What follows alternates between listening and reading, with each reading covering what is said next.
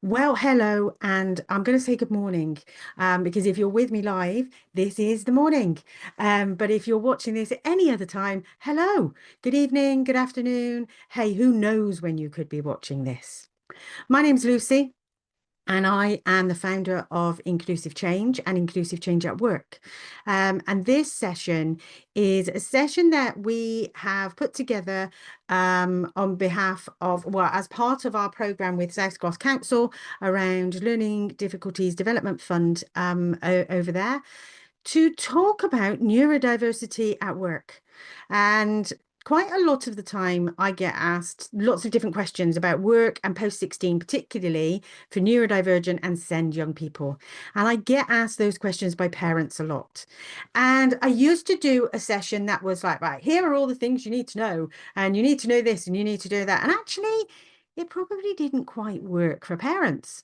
And so I decided to have a bit of a change up, and this is what we're going to do today. So this is the first time I will have done this session and workshop in this way. I call it workshop, let's say webinar in this way.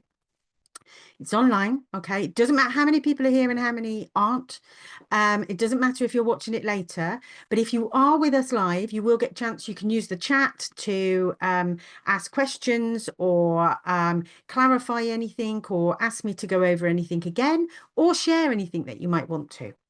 But this session is 10 questions I get asked by parents about work and post 16. And so we've put together what I think is some practical guidance for parents and carers of neurodivergent and SEND young people. And it's also really useful for educators, for schools and colleges also.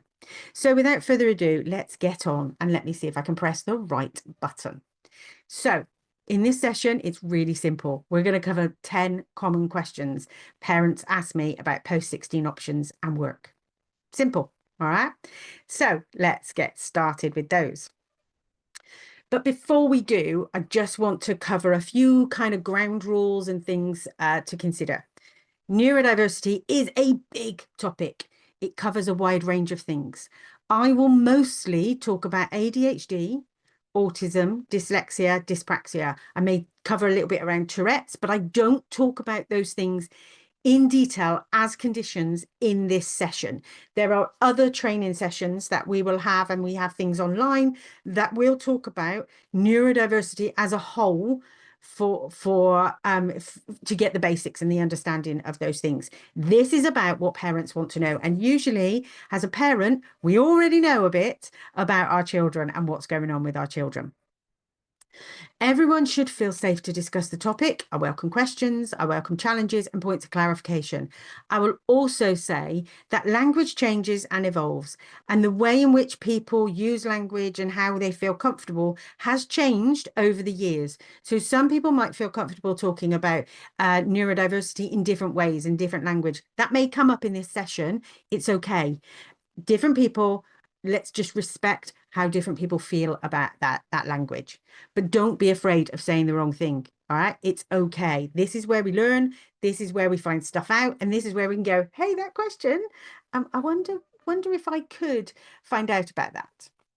So respect confidentiality though. So if people do ask questions and raise points, there is no requirement to share personal information, but if you do want to, you can. And if you'd like a chat after this session, come and talk to me. All right, just put it in the chat, drop us a message, we can help. A quick bit about me, and I really am not going to spend long on this.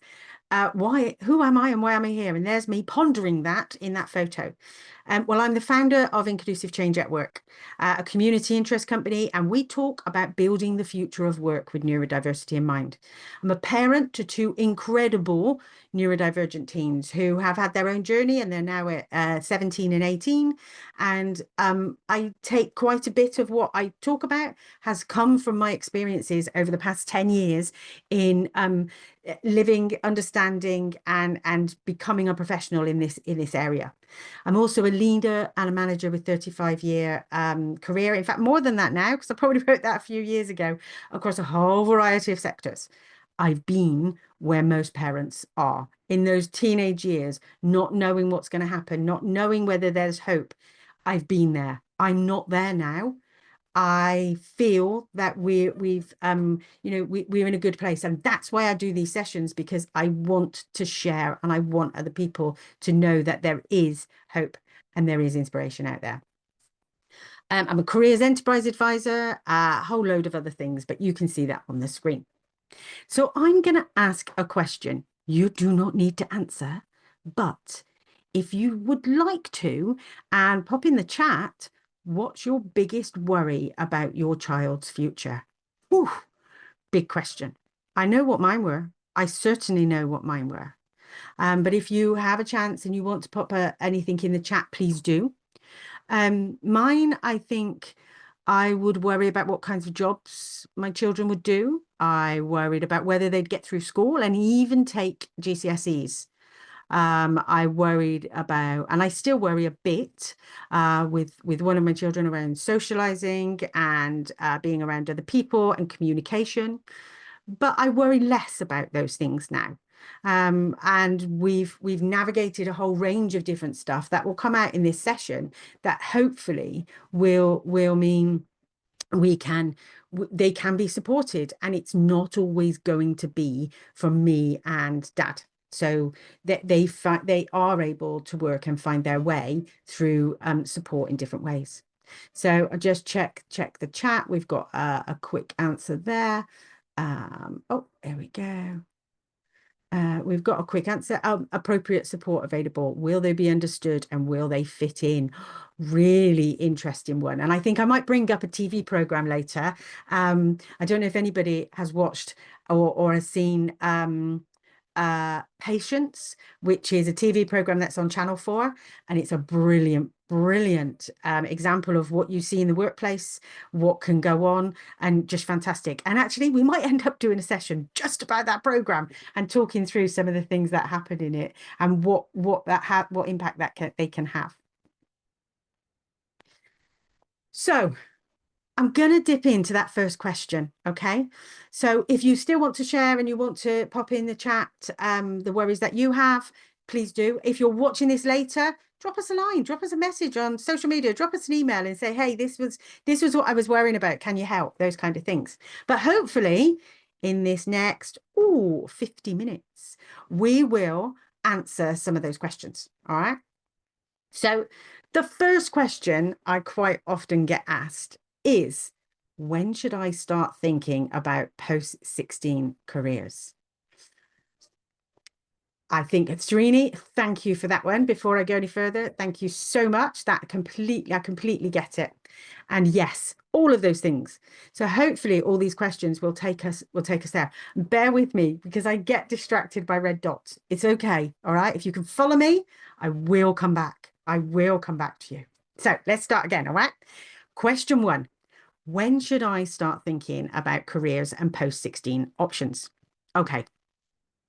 So if your child has an EHCP, so an educational health and care plan, which is something that not everybody will have, don't even get me started on that one.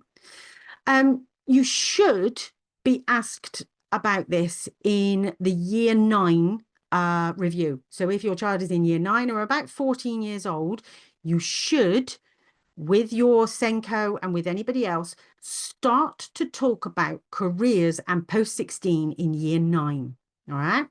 Now, I do have a slide that will take us through a little bit more information. My top tip is to start thinking as early as possible.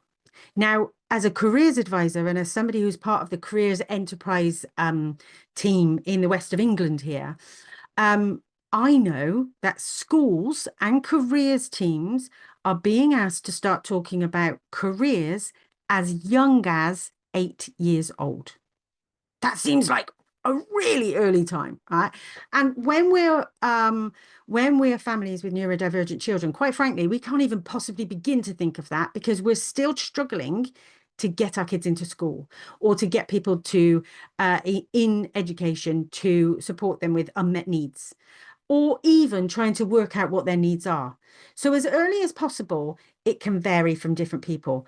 But I would absolutely say that if you haven't started talking about careers in some way by year 9, then actually that's when you need to start talking about it. And you don't need to be saying, well, you're going to have to get a job and we have to do this, that, and the other. It's not like that. And in this session, one of the questions that I will answer is, how do we start talking about that? So year 9 is when we can start talking about careers and planning for post 16 in an EHCP. If you don't have an EHCP, you will probably have found that if your child is in mainstream, they will have started talking about careers, maybe in subtle ways that you don't realize they're talking about careers, well before year 9. All right. But certainly in year 9 and then in year 10, they'll be doing things like mock interviews or writing CVs and all of those kind of things. But if you are home educating, or if you're in alternative provision, one of my children, my 18-year-old, she was educated online from the age of 12. And quite frankly, she didn't get any careers education at all. They tried and they said they would, but she didn't get anything. She really was like, it got to 16, she took her GCSEs and she went in to do A-levels online still and did everything online. But careers education, it came from me. It came from us as a family. And I'll talk about some of those things in throughout this. And that can be really hard. But sometimes as a parent, we have to take a bit of control. We can't help it sometimes.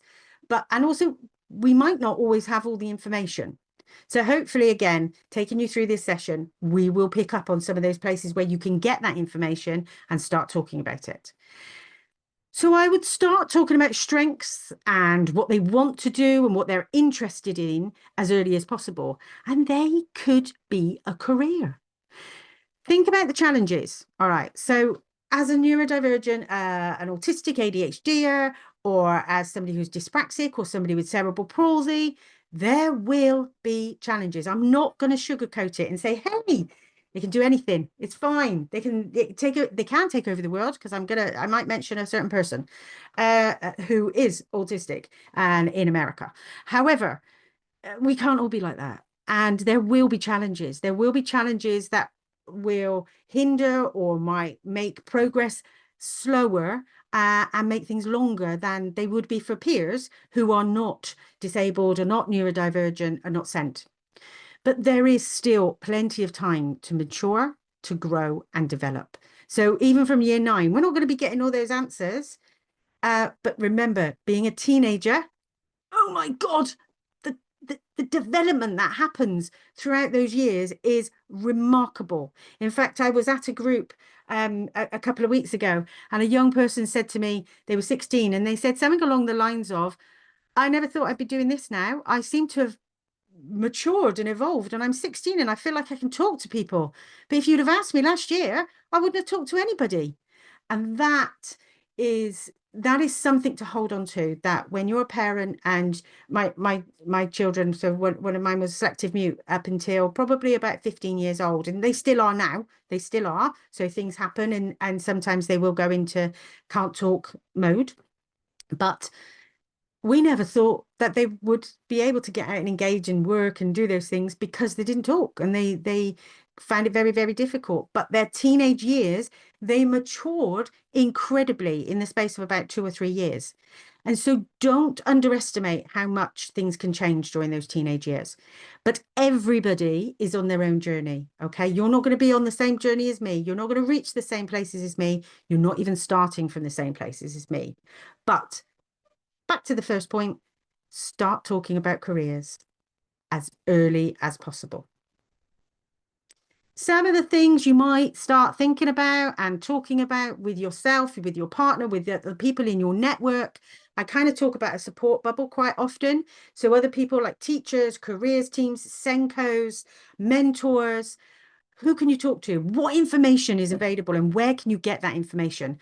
A lot of it will be in your local authority, and there will be a preparing for adulthood team. Again, I'll give you some information about that later on. So what information is available? What can you do? What do they want to do? Because, hey, right, I'm in my 50s now. I know. You don't have to say anything.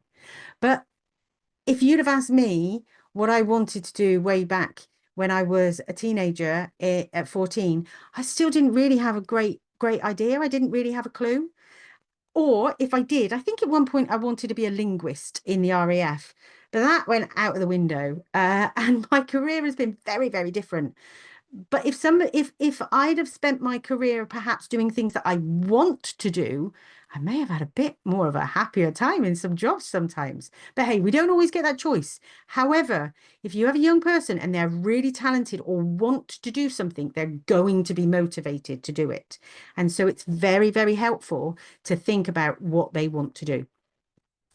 You want careers advice that is relevant, because careers advice where they're saying, oh, just write your CV, but actually you're dyslexic, so writing that CV is really difficult. Or careers advice like, well, you just go for your interview, your mock interview, and you do this. And there's no reasonable adjustments in place. There's no consideration that actually you might need the questions in advance and those kind of things. And that is okay to ask for that. The careers advice that you needs to talk about things like reasonable adjustments and support that will go in place. And what are their strengths? What are they brilliant at? Are they a great artist? Are they a great musician? Are they great at coding? Do they realize that these are their strengths and things that can work for them? And who can help? Is there anybody in your network, your bubble that I've talked about, who can help you? Who can you go to ask for support? Where do you get that stuff? And then what post-16 options are there? And in a few minutes, we'll go through some of those. So bear in mind, I've got 10 questions. What are their challenges? As I mentioned earlier, let's not sugarcoat this. We don't ignore and we don't avoid what challenges there might be out there. However, we do need to reflect and we need to think about how we can tackle and we can support ourselves as well as have other people support us in those challenges and those things that might need reasonable adjustments in the workplace. Whew, that was question number 1. Okay, now question number 2. So this is relevant to one of those questions. Question number 2 is, what are the education and training options after 16? Okay. Before we get to 16 and we're at school and we're doing level 1, level 2, we're in school because that's where we need to be, or we're home educating. We're kind of told, go here. Yeah. People make decisions for us. But when you get to 16, there are some different options. You don't have to be in school. There are different options that you can look at. So there's the post-16 education. So there's college or school. All right. Now, there is a phrase called NEET, not in education, employment and training. All right. And most young people, they're not NEET. And those people that are NEET, we need to think about what alternative options could support them post-16. You may find that you have an EHCP, and so you can go through to a post-16 education that is specialist, that will support you, that you have your needs met, and you might get additional support through that EHCP. Although, having had 2 educational health and care plans, I do know that sometimes they're not worth the paper, and that the support isn't always appropriate and isn't always available because of funding and a whole range of different things, but that's for another session. However, there is an option around work which is called a supported internship. And generally, a supported internship is offered to a young person who has an EHCP. And when I say offered, it's only offered if the local authority have spaces, if they have an employer on board that provides the internship, and if they have been given the opportunity to deliver that supported internship. It very much is based on the educational health and care plan, but it is work. Generally, they're not paid. All right. So this is an internship that isn't paid. However, it's a year long usually, and can get you experience and get you work ready so that during that year, or even at the end of that year, you are more likely to be able to get a job, either in the place that you have been doing your internship or elsewhere, because there should be support within a supported internship to get you work ready and get out applying for other jobs. There are apprenticeships. So apprenticeships are open to anybody over the age of 16, and that means anybody. So it doesn't stop at 25. They can be open to people who are more mature. And apprenticeships are paid generally. They're not always paid at the same rate as minimum wage for a member of staff. But they are a great starting point, and they come at different levels and in different industries. But you can find apprenticeships in your area by looking on gov.uk, typing in apprenticeships, and a whole portal will come up. Generally, they are competitive. All right. So you have to apply for them. You would need to go through a competitive process, an interview, etc. And an apprenticeship would mean that you will do study as well as work, but you will be paid for that time that you are working, and you will be given hours off to go and do your study. And quite often, somebody who's come through post-16 specialist or a supported internship might look at an apprenticeship as the next step. You could go directly into employment. So your young person could directly go into employment. If they find a job, if you find them a job, they can be employed directly. You don't need to worry about any of that other stuff. If there's a job out there and they can do it and they're enjoying it, amazing.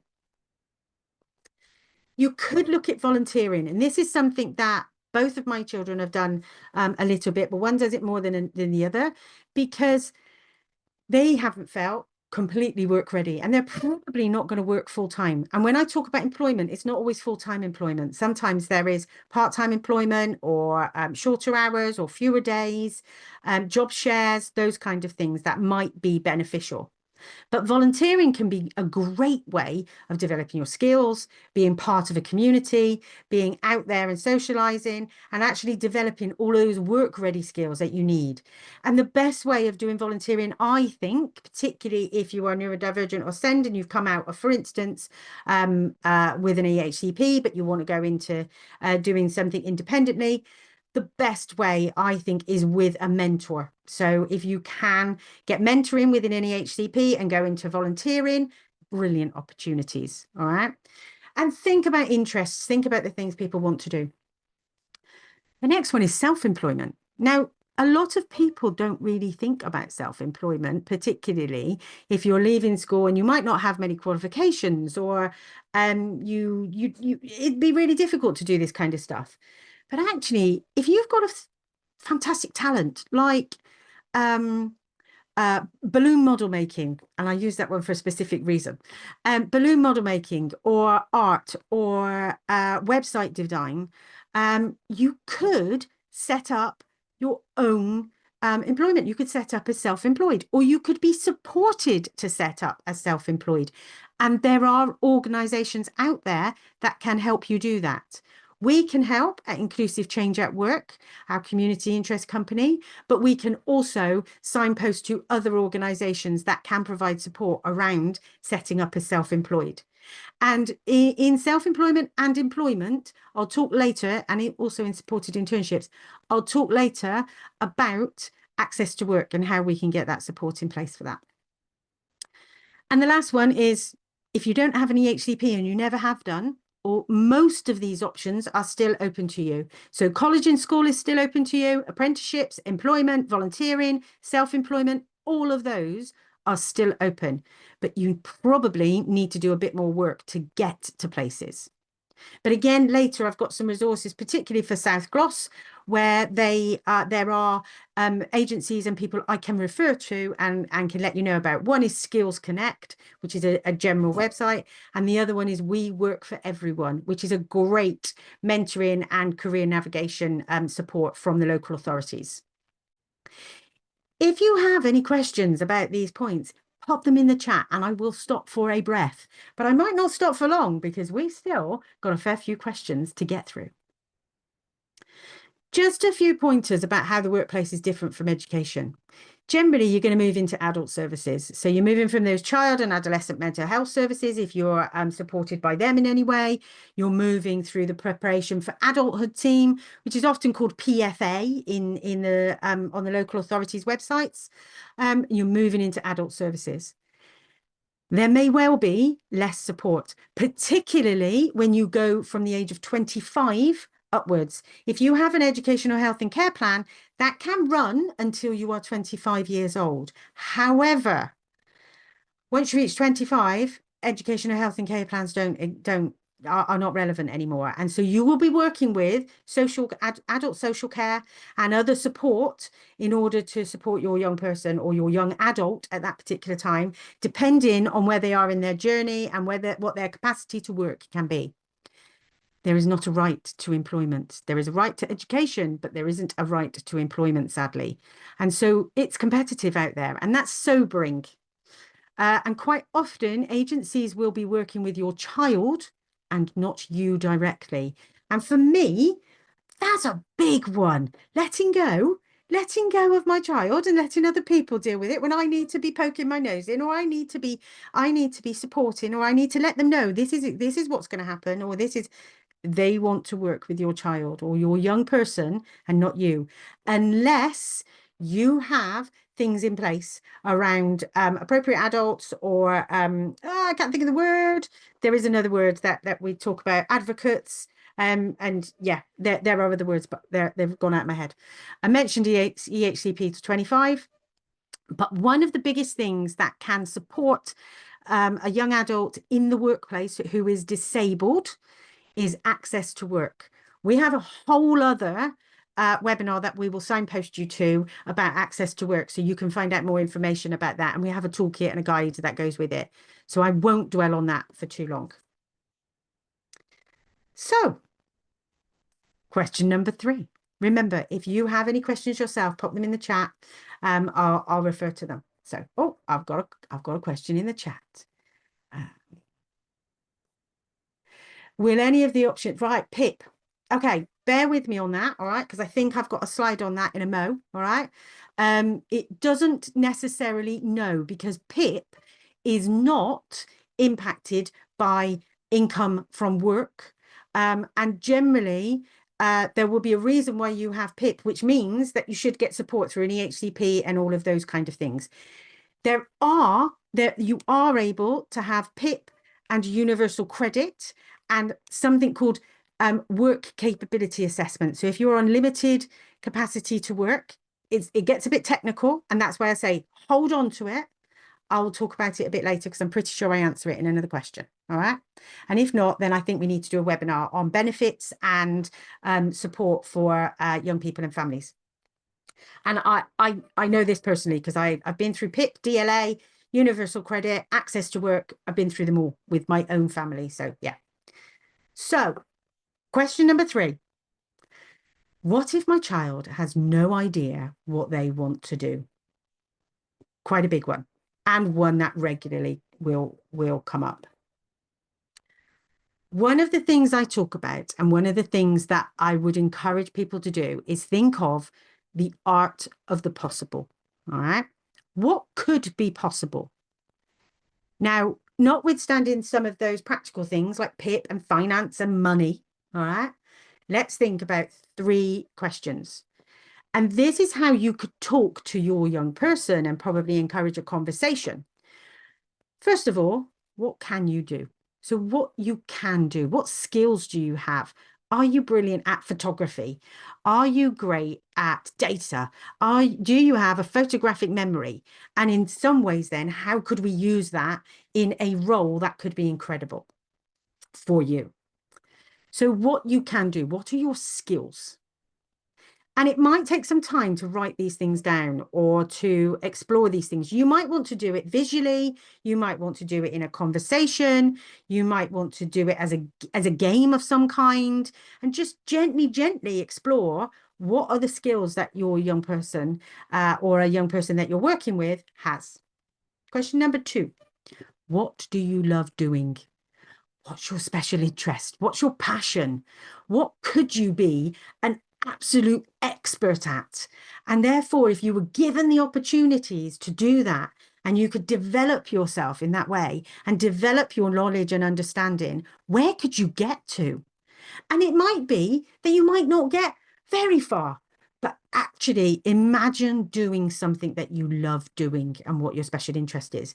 And I have a great story about a young person who wanted to be a tram driver. Well, actually, he wanted to be a train driver. This is a conversation I had last year with a support worker in Birmingham. And one of her mentees wanted to be a train driver. Uh, he didn't make it as a train driver, but he is now a tram driver. And he is loving his life and he is independent. He has moved out of home.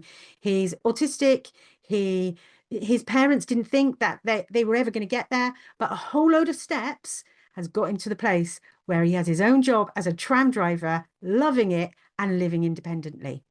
I want to take you more into that story, but I know I don't have time at this one right now, so I might record it another time. And the third question is what people will pay for. So what will people pay you to do? Will they pay you to be a receptionist? Will they pay you to be a baker? What can you earn money for? And this is helpful for anybody, depending on regardless of whether you are going to be employed or whether you're going to be self-employed. It's really great to think about what you could do. And there's probably a whole load of things that you need, there definitely is a whole load of things that you need to do in order to get to the point where you can answer these questions. And one of them is to try things and experience things, may not even be for a long time, so that you know whether you like something or you really don't like something. And so I've put that in a visual there of what can you do, what do you like to do, and what people will pay for. And that bit in the middle, that arrow, is ta-da! It's the perfect, all right? Not everybody's going to get there. And sometimes we have to compromise. In fact, a lot of the time we have to compromise.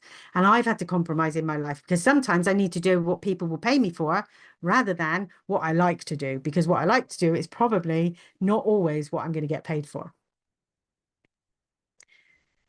So question number 4, what support is available in the workplace?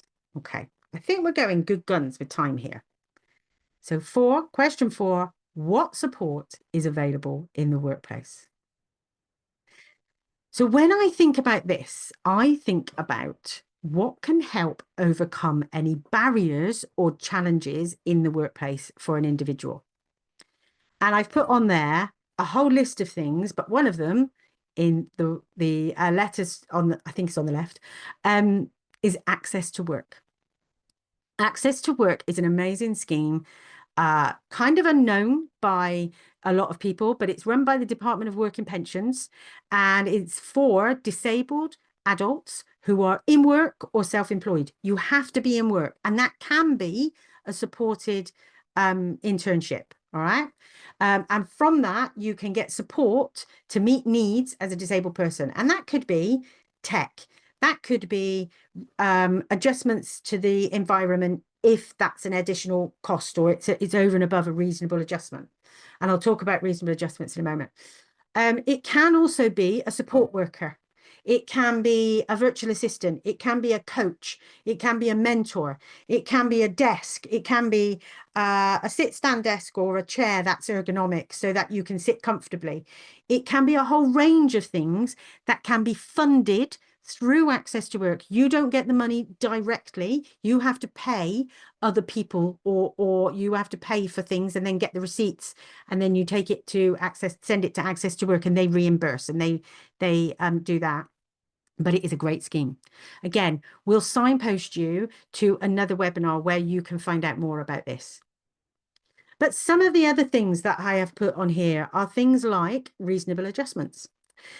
Reasonable adjustments are covered within something called an act called or a law called the Equality Act 2010.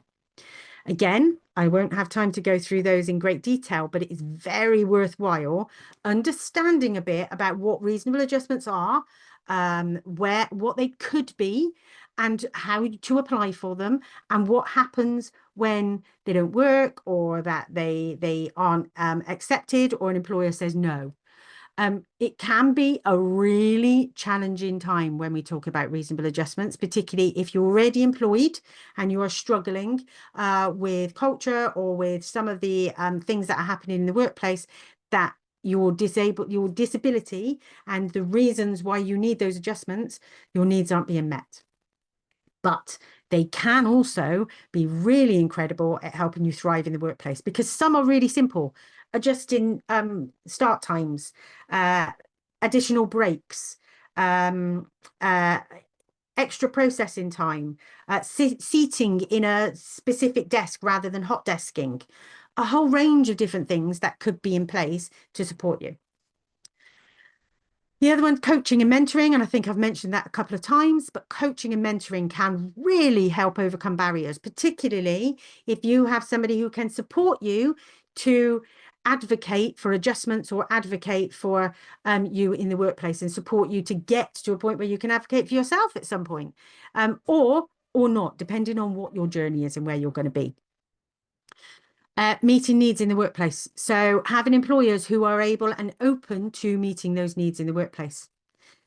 Access to work, already mentioned it. Other things can be things like adjustments to the recruitment processes.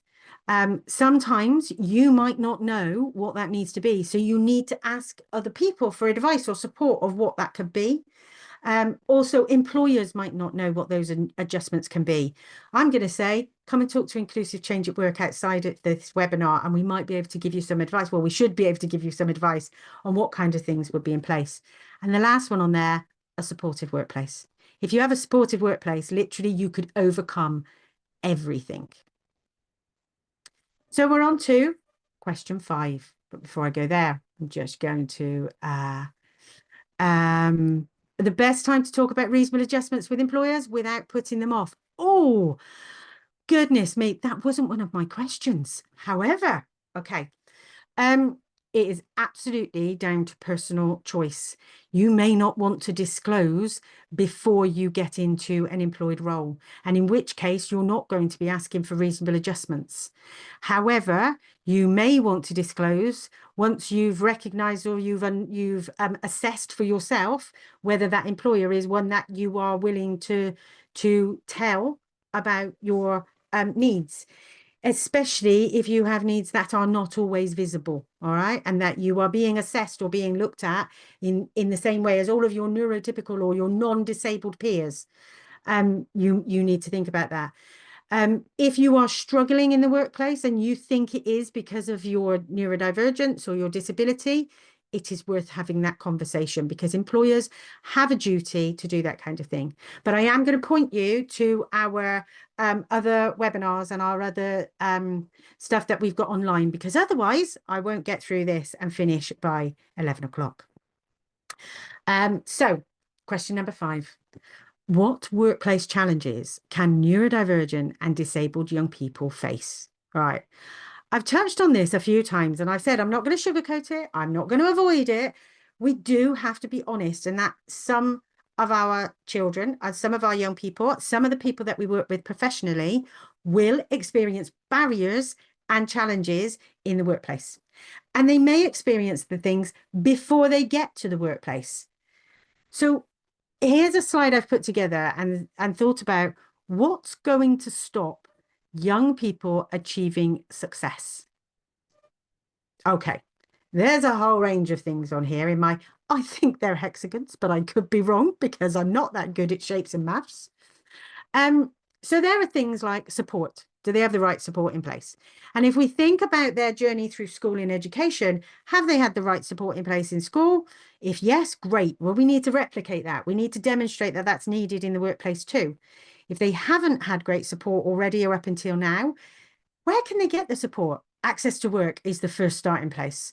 Coming to talk to us at Inclusive Change at Work and working and asking us, well, what can we do specifically for my young person or specifically for a young person? Come and talk to us and we'll give you some tips. We'll talk about what we could do.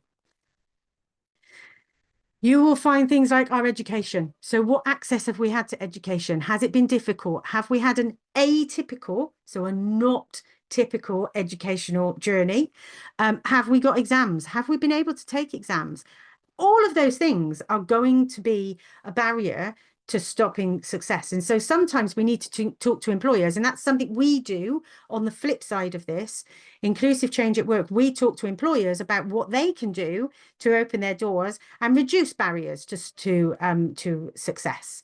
And we're doing a session later on exactly that. You may find anxiety is a big thing that will stop you achieving success.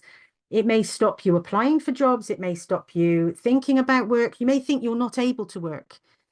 You may need support in order to overcome that and to see things in a different way. Recruitment processes can be challenging and difficult for anybody. And actually, you might not get through an initial screening. If you tick the box that says guaranteed interview because I'm disabled, so I would like a guaranteed interview. Who knows how people see this? They shouldn't. And if they do screen out because of it, I am absolutely livid and cross. But I'm not going to lie and not say that it doesn't happen. All right. Sensory needs. You may have sensory needs in the workplace. That means actually you might need to work in a different way. You might need to work from home if it's an office job and can be done from home. Or if you're working in a busy environment, can you work at different times? Are there things that are going to stop you achieving success because of your sensory needs? Self-esteem linked with anxiety. Yeah. So our self-esteem and our belief in ourselves may be so low because we have been through so many knocks throughout our educational journey, throughout our careers, that actually we don't think we can. And sometimes some work needs to be put in place for a young person to build that self-esteem and ensure that they can take the steps that are right for them to the right workplace where they can thrive. And lastly, knowledge. If you don't have knowledge about where to go, how to apply, where to find these jobs, your hurdles right there.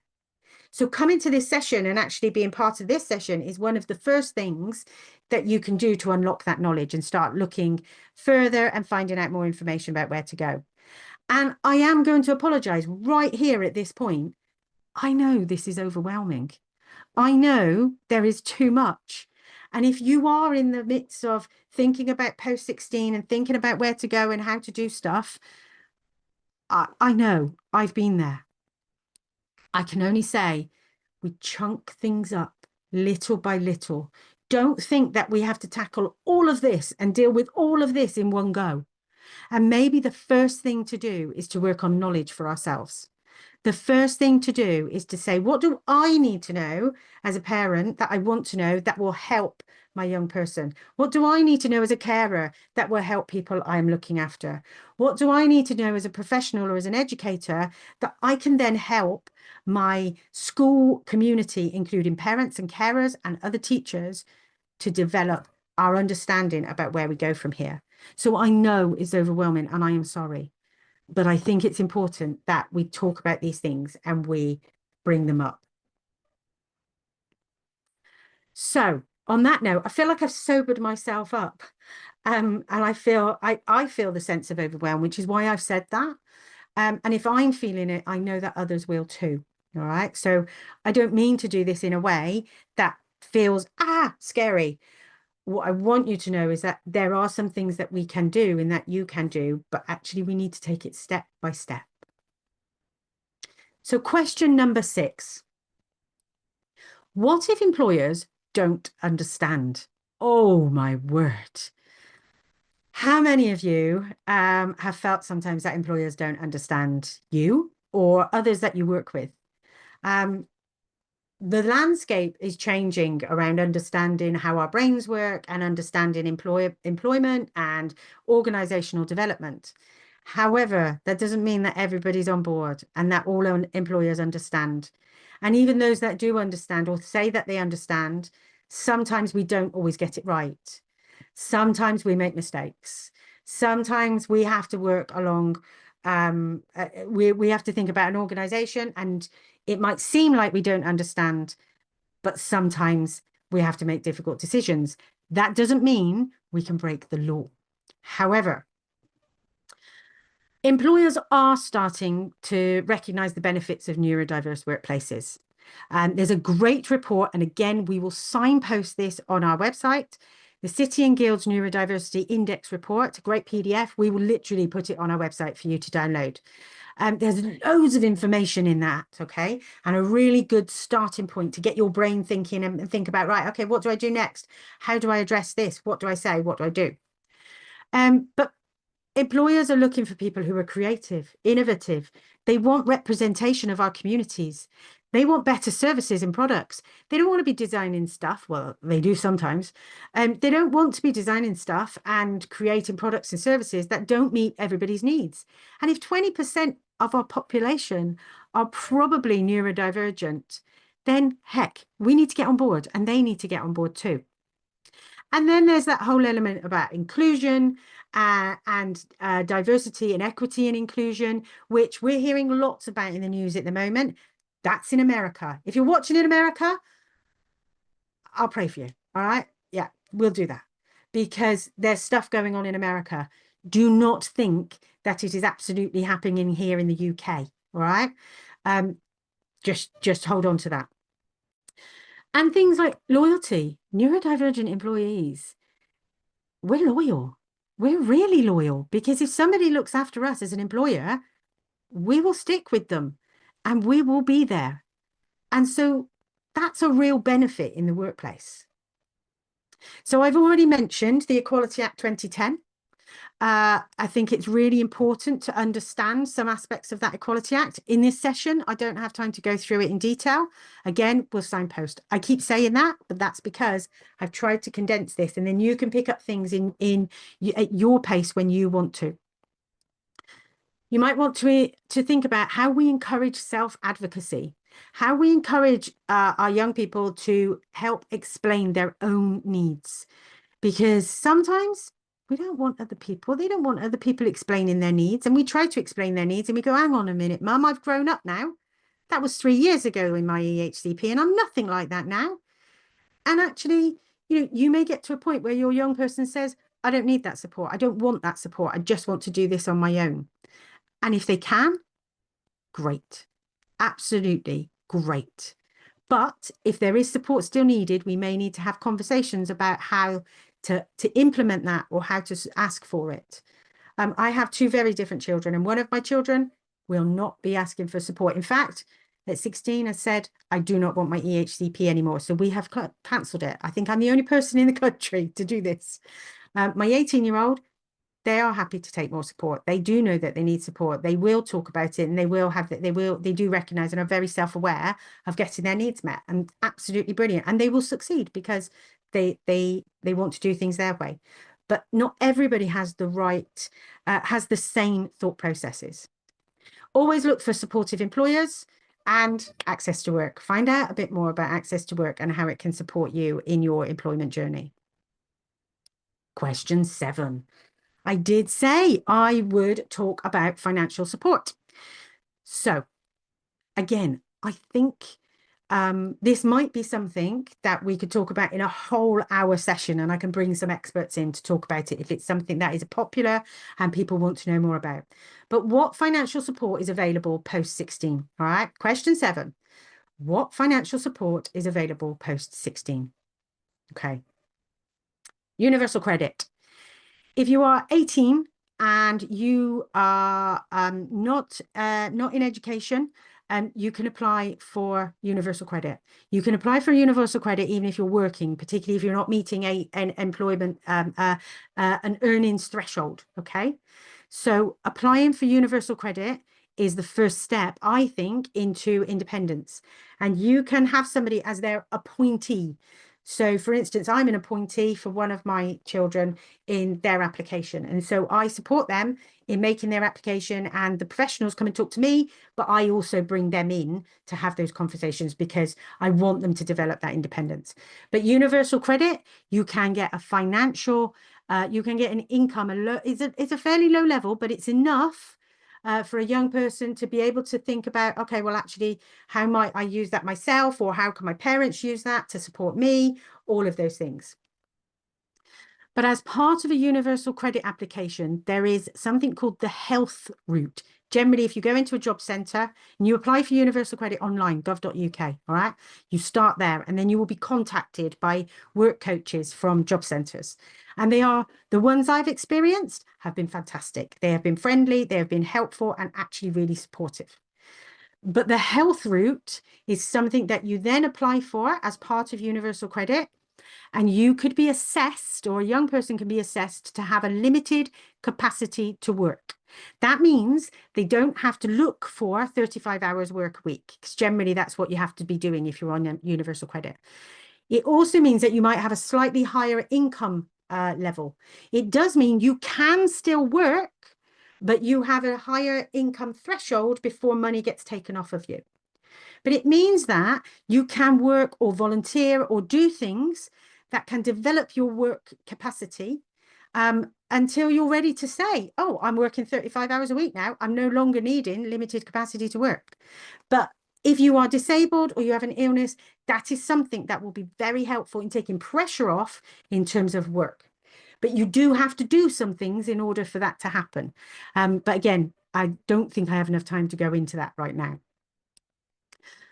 PIP, personal independent payment. If you've got DLA, disability living allowance, up until the age of 16 for a child, when they're 15, you will start getting letters that say you need to apply for PIP, personal independence payments. You can have PIP and you can have universal credit and you can also work.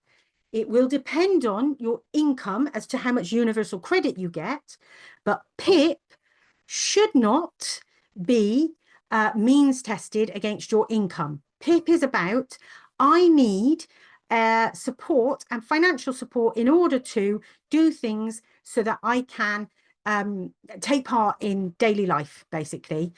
Again, a whole other session around PIP, but it won't be impacted by universal credit and it won't be impacted by access to work. However, assessments for PIP will look at whether you can do things, whether you, an assessment will look at what you can do and what you can't do and what you do with support and what you don't do with support. But again, whole other session. You might look at taking on, you might look at becoming an apprentice or a supported internship. Supported internships aren't generally paid, but apprenticeships are, okay? So looking at those are areas of financial support that you might find. So question number 8. How do I support my child gain more independence? Okay, big one. And I am that parent who has wanted to support my children to get more independence, who hasn't wanted to be there all of the time, but sometimes feel like I should be, and sometimes want to. And I do find it hard letting go. So let's have a look. Encouraging self-advocacy. So if your young person and if the young person that you're working with are able to advocate for themselves, find ways that they can do that and practice with them in a way that makes sense for them and in a way that they can do. And that may even for them be, actually, I'd like you to talk to my appointee. Actually, I'd like you to talk to my parent and I'd like to involve them. But they must, you must, with professionals and working with professionals, they are quite often going to want to hear from the voice of a young person themselves and not always from me as a parent, for instance. Step in only when needed. But your judgment call about when you're needed is your judgment call. But we can start to develop their independence and their skills in their EHCP meetings. We can start looking at these as developing their advocacy skills about themselves if they are able to. Not everyone will be able to, all right? But think about when you need to be there and when you can let them try, all right? Help them make informed choices. So we might steer people in directions, but can you let them lead? Can you let them tell you what their choice might be or what options they'd like to look at, what things they'd like to try? And sometimes we might have to stretch them a little bit and give them a little nudge and ask them to do things that they might not like, or they might think that they might not like. And I mentioned earlier about trying things to find out whether you do or don't like it. And this is really helpful when working with professionals or working with agencies who might be saying, your child needs to do this. This is what we're going to do for your child. And you might say, or they might say, I don't like that. But if you haven't got if you've got evidence to say, actually, they did try this and they really didn't like it, that is such a powerful thing to have to help your young person then lead and make informed choices, because they're informed because they've tried. You might want to try things like sliding out. Again, another hour's session. Sliding out is a technique where we might be involved heavily to start off with, and we might scaffold is another word. We might do a lot of support around somebody, and then little by little, we step away and we let them do a little bit by themselves. And then they get comfortable doing that bit by themselves. And then they don't need us at all, and we slide out. We've done this with travel training. We've done this with education. We've done it with work. And quite often you might find like the first few weeks in a workplace, they need you a lot. You're there a lot. That's fine. It's a bit like, you know, when you start school in primary school and you have those kind of 4 or 5 weeks. Well, we did. I don't know if they've stopped it now. And those 4 or 5 weeks where it's like half a day, half afternoons, half mornings, a whole day. Oh my goodness, it drives us crazy as parents. But that's kind of that scaffolding and sliding in, because that transition period can mean you need extra support during that period. But at some point, you can slide out. Yeah. And other people come in and support rather than you as that parent. And my sentence there, or my suggestion, support them, but let them grow. Question 9. I know I'm going to run over by a few minutes, so please bear with me because I think they're useful to do. My child is anxious about work. What can I do? So question 9, my child is anxious about work. What can I do? I've been there. Small steps. All right. You might want to think about job trials. You might want to think about part-time roles. You might want to think about volunteering. And you might want to just try experiences, go into a workplace and see what it's like. Don't think that it's an absolute no, but you might need those small steps to get there. Predictability. You might want to look at work environment visits, as I've just said, looking at clear expectations of what to expect in work, but also what your employer is to expect from you, what your employer is going to expect from a young person, what expectations you have of that employer and what they're going to do for you.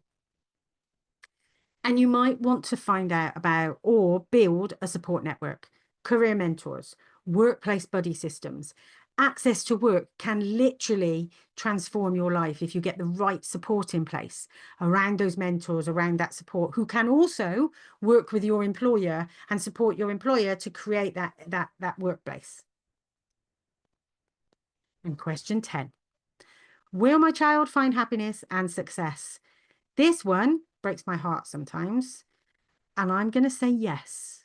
It might be a difficult and rocky road, but yes, we can find happiness and success, but it will be different for everyone. So success looks different for everyone. We want to celebrate the small wins and focus on progress. Don't focus on perfection. You do not have to be perfect. Nobody is that's not going to serve us well in looking for perfection. But if there's progress, and if we can look back and go, oh my goodness, 2 years ago, I didn't think my child was going to leave the house.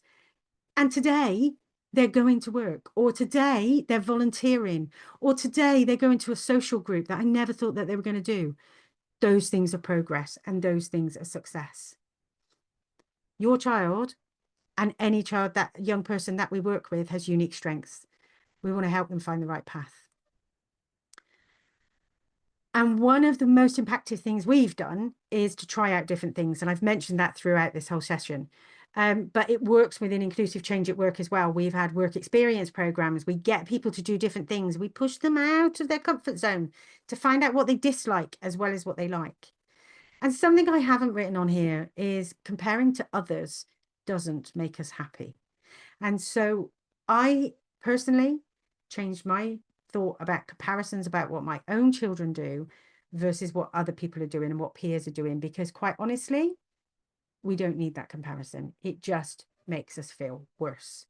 So if you need to, if you can, just reevaluate and think about your success, your young person's success, and those little wins that we have, because they will progress and they will find happiness. Local resources. Okay. There's a whole load of images that I have on there around MenCap, We Work for Everyone, 16 Co-op, Stepping Stone, Brandon Trust. They're all very local. They're all local, and they all provide opportunities. There are apprenticeships in local authorities, both in South Gloss and Bristol. David Harrigan is one of the Bristol team, and in South Gloss, I think Patrick, whose name I can't remember, is one of the people that I would recommend over there. We have the We Work for Everyone and Skills Connect teams, who are able to support and can provide practical, on the ground, funded support to get into work. Job centre, you might feel that the job centre is not the place that you think you can go, but you can. There are disability work coaches in each job centre, and they're very, very helpful. Okay. Oh, bear with me. I'm going to answer that question in a minute. That's why I've distracted. So, Job Centre, Brandon Trust. 16 Co-op is a fabulous Bristol-based organisation that provide mentoring and job coaching and opportunities. And there are places like Props Cafe, the Vassal Centre. All of these provide lots of opportunities around work and around careers. Yeah. Project Search, which is a supported internship programme run by both Bristol City Council and South Gloss. They have opportunities in places like Amazon, Rolls-Royce, hospitals, particularly in Bath. And they have fantastic programs that have seen really great results. I've seen people go from going to a supported internship and then being employed before their internship was even finished. And there are things like a post-16 directory in Bristol City Council, and in South Gloss, it's find information for adults and children and families. So there's a directory in South Gloss as well. I'm really sorry that there's loads of words on that page, but we'll put some links out in our email and online to share with you more later. You can also come back to us. So you can also come and ask us about some specific stuff. Yeah. I'm not showing this video now, but this is an example of a young person and her story from her mum and her, Ingrid. Ingrid was an IBM intern a number of years ago. I think it was back in 2018. And there's a fantastic film on YouTube where she talks about her experiences at school and and getting into IBM. And she still works there now. She is not an intern. She is an employee in IBM, and it is really worth watching that film. I think it's quite an impactful film, and I usually cry every time I watch it. But we don't have time to put that on here, but we will put links out for you. And again, we will put links out for you, but if you want information about apprenticeships, WTPN, Western Training Provider Network, can provide information about apprenticeships, and they're really knowledgeable about what options are out there, what options at college, what options in employers. Really, really rate them. They're a great partner with us. So to round things off,